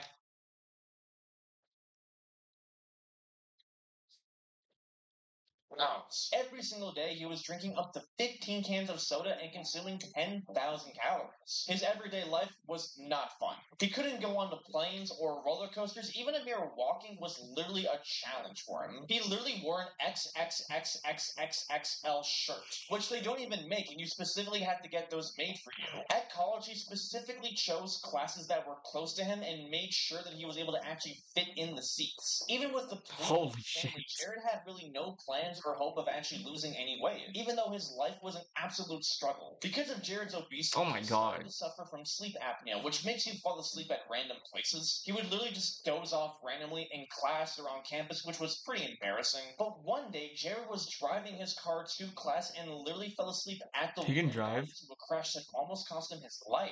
And that's when Jared made the realization that he had to change. So in 1998, he made a vow that he would lose the weight no matter what. Jared would change his diet entirely and would only eat at Subway. His diet went as followed: 1 small turkey sub in the morning, 1 large veggie sub at night with some baked chips and a diet soda. Now, why Subway? Well, to be honest, the reason was because it was actually 10 steps away from where he lived on campus. No joke. And again, since Jared wasn't very mobile, this was kind of really the smart decision. It was really more out of convenience rather than preference. But it was also because of the fact that Subway constantly advertised themselves as healthy. Lots of fast food places like McDonald's, Burger King, Taco Bell, Domino's, they don't really shy away from the fact that they are extremely terrible for you. They kind of just blind it with all these bright colors and fancy logos to distract you from it. But Subway didn't do that. Their whole marketing campaign was trying to convince customers that they were the healthier option. In 1999, their campaign was literally 7 sandwiches and 6 grams of fat. Jared would only eat these Subway sandwiches during the day and nothing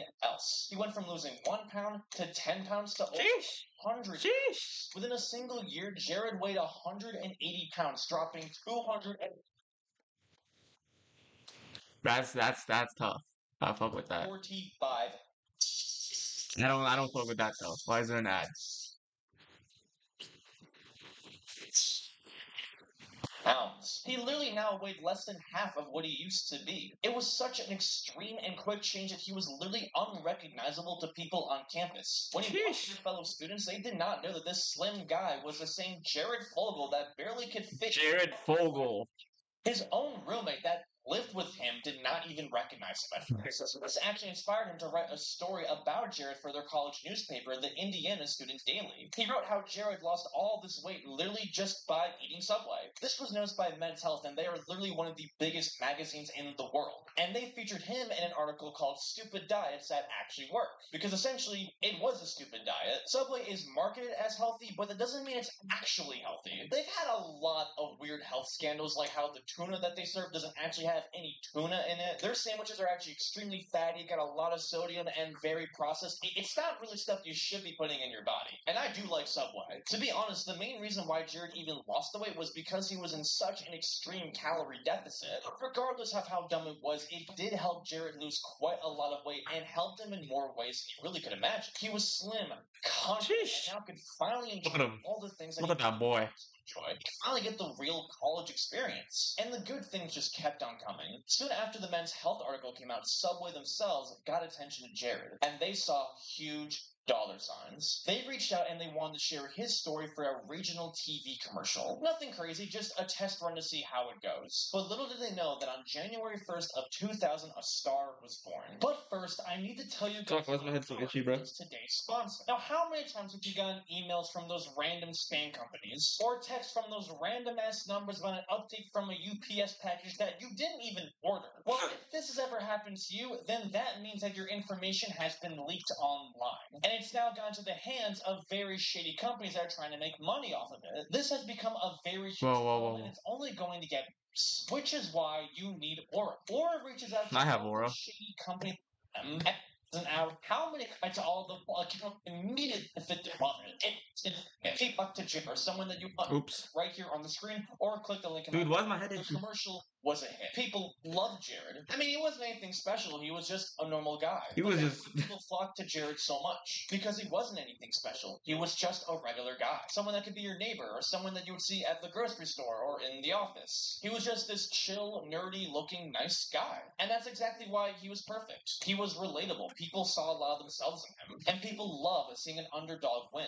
A person who was a total loser beats the odds and becomes a winner. That's who Jared was. He had this incredible wit, but also still seemed like this super humble, down-to-earth guy. But what really helped is that Subway's main audience doesn't really cater to children that a lot of other fast food places like McDonald's does. McDonald's really advertises to a lot of kids with toys, bright colors, and a lot of pop culture collabs. But Subway advertises to adults who are looking for something to get on their lunch break or for after work. And with the stigma of fast food being unhealthy combined with the correlation of rising obesity rates, Jared could not have come at a better time. Also, he looked way older than he actually seemed like he looks 40, but in reality he's 22, which is a surprise to me. The same year that Jared started being in these Subway commercials, their sales skyrocketed by 18%, which is the biggest growth rate they've ever had. Subway knew that Jared was going to be the future of their company, and they wanted to Jared.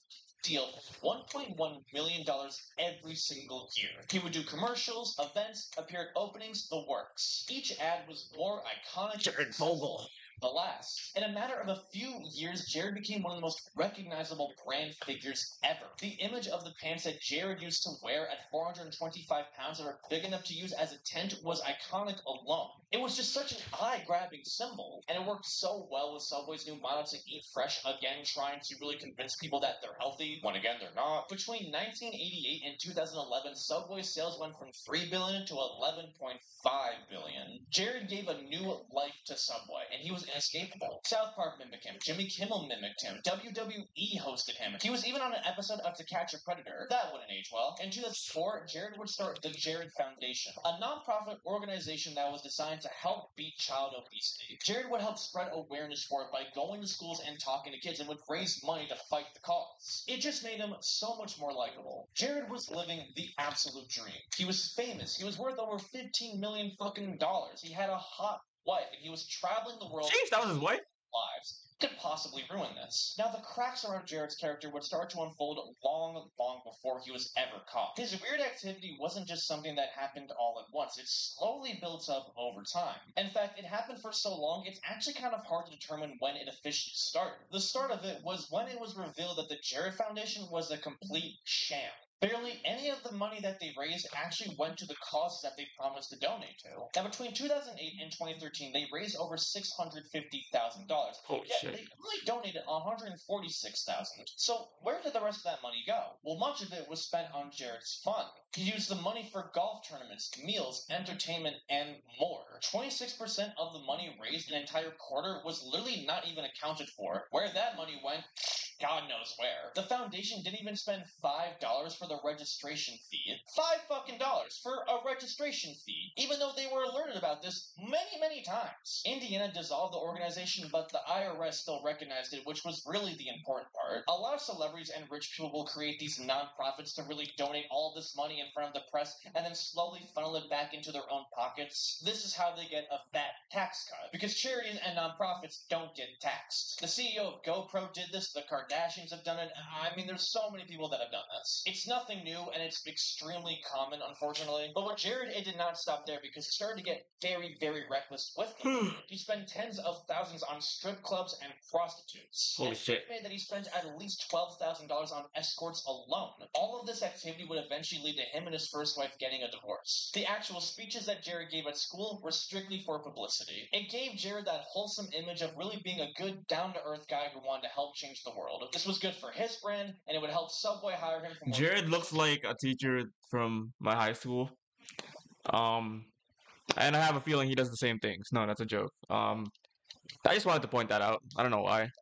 And make more money. Now, this charity fraud was discovered around 2012, but really nothing actually happened with it. It didn't make any headlines because Jared was just so loved. No one really would believe it. And his divorce was not really heavily publicized at all. The details were extremely hidden, even to this day. No one think that he would sham people like this or be unfaithful. And this simply just made things a lot worse. The money and fame was starting to really get to Jared's head, and being able to get away with stuff like this made him feel invincible. Because you see, not only was a lot of the money from the charity spent on fun, but 60% of it actually went to the executive director of the Jared Foundation, Russell Taylor, the man who would become Jared's partner in crime. Now, Jared met Russell while he was going around and speaking at schools and needed someone to help him write a speech. And so Jared asked Russell to help him write it. Jared liked Russell and his work so much that he asked him to come along with him. And soon enough, they became best pals. Jared asked Russell to be the executive director of the Jared Foundation, and Russell happily said yes. Russell was a family man with a wife and a kid, and he had a lot of experience and nonprofits. And just like Jared, he also was into freaky shit. During the day, they would talk to kids at schools, and then during the night, they would go absolutely wild at strip clubs. They stayed at the fanciest hotels. Yeah, that's weird. They would always ball out in the private rooms. And together, this began their 12-year run.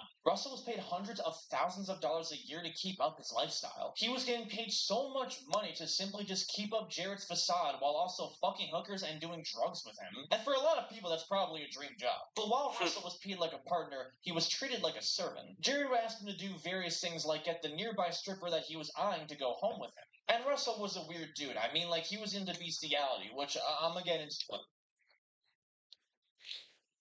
There needs to be a warning before shit like that gets said. Because that shit caught me off that shit caught me off guard so badly. I don't know how to speak English.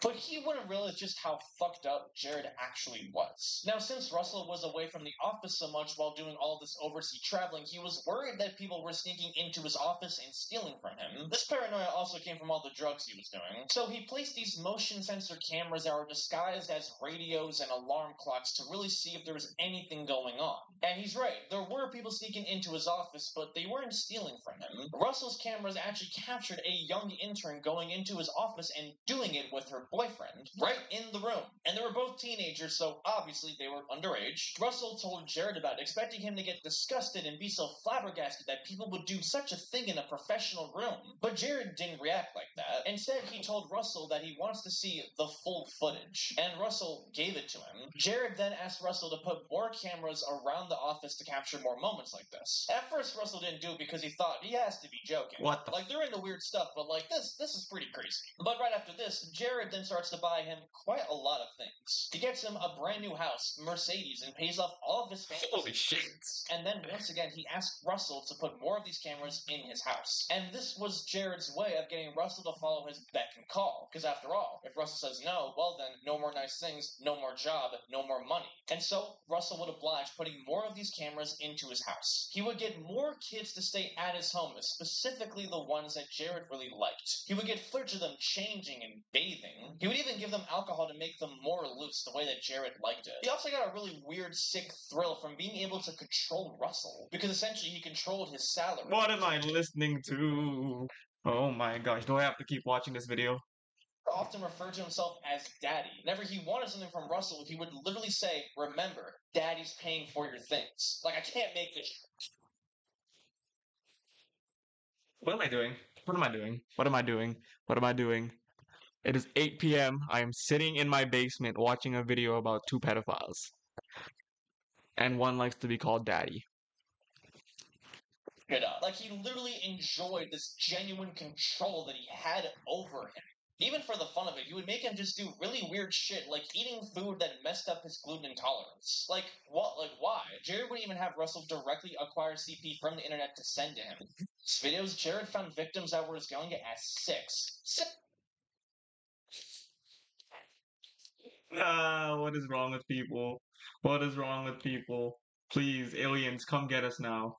6 years old. If that wasn't enough, Russell would even send pictures of his stepdaughters to Jared. There was just no limit. But the photos and the videos weren't enough for Jared. He wanted the real thing. He would go on specific types of websites that were designed to get specific types of escorts, if you know what I mean. It was basically a sex trafficking website. And in 2017, Jared paid a 17-year-old for her services, if you know what I mean. He would even do it again with her at the Ritz-Carlton, which is like one of the bougiest hotels ever. And Jared was fully aware that she was underage. This is confirmed. But at the same time that Jared even tried to acquire another escort that was 16 years old. As he states, the younger the better. Jared would do this pretty often. He would offer fellow escorts a finder's fee if they were able to find him underage workers. This would be right after doing it with them so that he knew that they were not undercover cops. Now, this specific story is the only confirmed one that happened.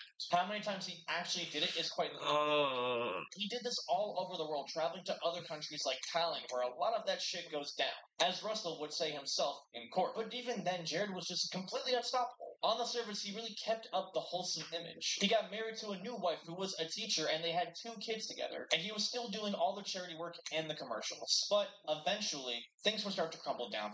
Now, back in 2007, during Jared's first ever marriage, one of the women that he allegedly had an affair with was a radio host by the name of Rochelle. Now, I say allegedly because it's rumored that they slept together, but nothing really actually confirms this, at least to what I know. Now, during this time, Jared was speaking at a local middle school and she wanted to interview him, and they filmed a television program later in the auditorium of that same school. Now, while they sat on the couch getting ready to film this program, Jared was kind of flirting with her a little bit, touching her arm and stuff, and then he leaned into her ear and straight up said, "I find middle school girls so hot." Just out of the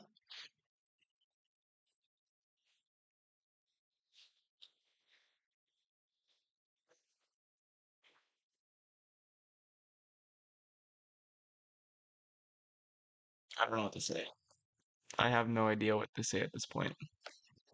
blue. Why he had admitted this to a completely random person is beyond me. Maybe it was part of like this weird thrill where he would tease people and tell people all this weird shit he was doing, thinking that he would get away with it. Maybe it's because he knew it was wrong and deep down was trying to subconsciously confess it. Either way, Rochelle was just beyond stunned by this, and she knew she had to do something about it because clearly something was going to happen. She went to the police and told them exactly what he told her, but they couldn't really do anything. Yeah, it's fucked up to be attracted to kids, but technically he didn't actually do anything to any kids, or at least as far as they know. Why is that funny to me? I don't know. There was nothing to arrest him for. So over time, she would start to record their conversations on the phone. Slowly over time, she tried to ease him into confessing to some of the shit that he's done. This took 4 years of hours and hours of extremely long, uncomfortable conversations, but eventually she was able to get something out of it. Jared would eventually admit to her for his weird desire for wanting to sleep with minors and the strategies that he did for making it happen. And the tapes are literally copyrighted, so I can't actually play them for Please you. don't. Just know it's very fucked up. But not only did Jared admit to that, but he also did confess to a lot of the minors that he did sleep with, including some of his friends' daughters. After 4 years of enduring the weirdest late night talks, followed by hours of crying after every single one, she finally had something to turn into the FBI. She had hours and hours of all this evidence. Now, what did they do with all of it? Well, nothing. Jack shit. Now, again, admitting to wanting to sleep with minors is not really proof of anything directly.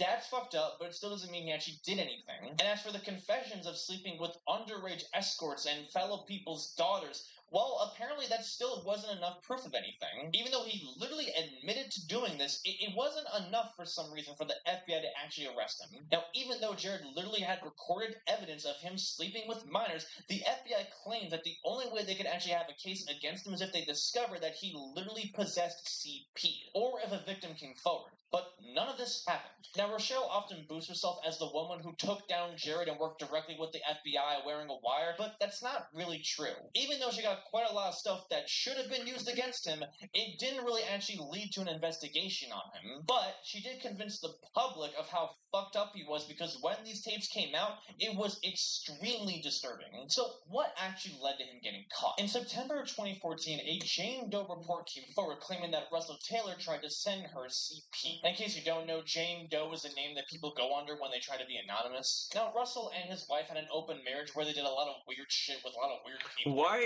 Why is everybody in the story weird? Like, is there a normal person in the story besides that wholesome lady that recorded the tapes? Is everybody in the story just weird? But it wasn't like on some Diddy shit, you know? And this Jane Doe person in particular actually happened to own quite a few horses. And then one day, Horses. asked her if he can do it with one of the horses. Remember how I said he was...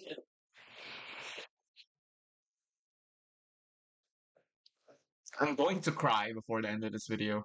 Bestiality?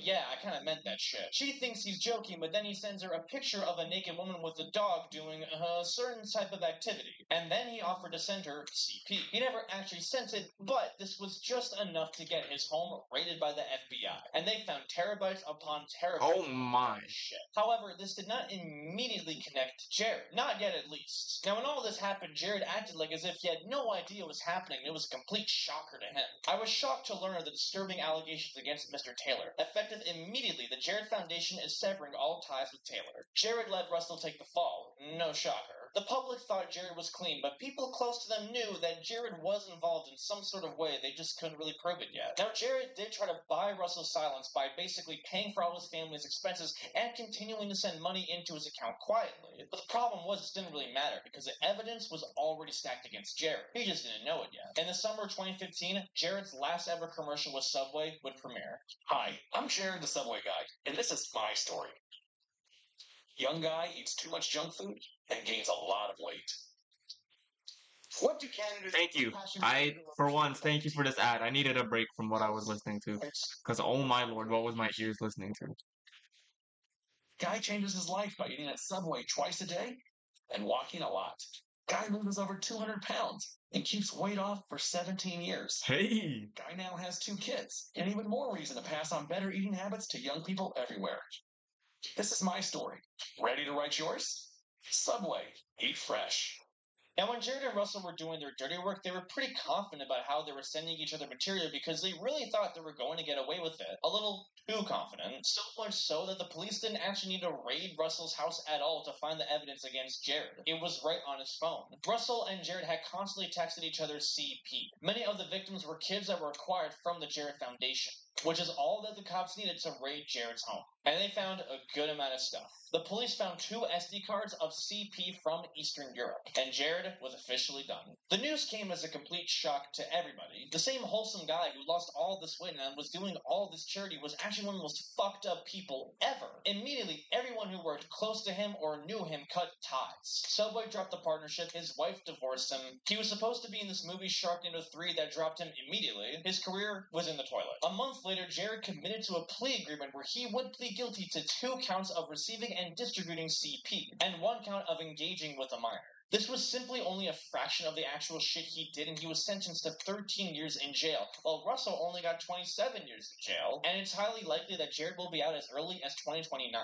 But at least a significant amount of his fortune was wiped from him. He had to pay $1.4 million to 14 different victims, so $100,000 each. His wife got $7 million from the divorce, and who knows how much money he spent on all of these legal fees. He does still have around $4 million, but at least a very big amount was wiped from him. Jared really had the audacity before his sentencing to claim that he was simply trying to be a good person and get all this activity behind him. I don't know when he planned to do that because he was doing all this weird shit for over a decade. He even tried to get his sentencing appealed because he argued that the judge had something against pedos, which is kind of like what? a no-brainer. Yes, the justice system has something against people that diddle kids. That's kind of how it fucking works. I don't know what kind of argument he was trying to present with that. And obviously, if you can imagine, this was a PR nightmare for Subway. A simple announcement on Twitter saying that he's no longer part of their brand was not going to cut it. They basically had to completely redo their marketing strategy. For 15 years, Jared was their main thing, so they had to find a new main thing. Their new campaign was Founded on Fresh, which kind of focused on the history of Subway and how they source their ingredients. One of their biggest campaigns was the $5